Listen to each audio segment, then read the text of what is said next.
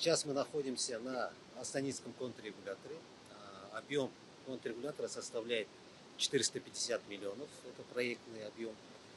На сегодня на контррегуляторе у нас имеется объем 144 миллиона.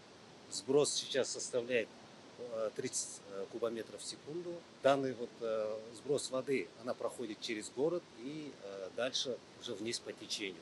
Сейчас с Астанинского водохранилища у нас сброс идет 400 кубометров в секунду. Объем Астанинского водохранилища составляет 409 миллионов кубов. Данный контррегулятор, оно предназначено для пропуска паводковых вод, именно вот такой паводковый период через город Астана. То есть без подтоплений. В связи с этим сейчас ситуация стабильная. Приточность к контррегулятору составляет порядка 248 кубов в секунду. Сегодня мы планируем после обеда увеличить сброс с контррегулятора до 40 кубометров в секунду.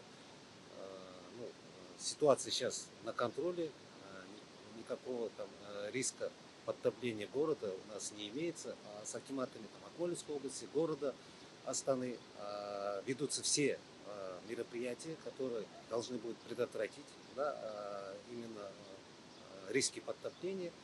Совместно с ними мы очень в оперативном режиме работаем, и каждое наше регулирование реки мы обязательно согласовываем и предупреждаем местные исполнительные органы.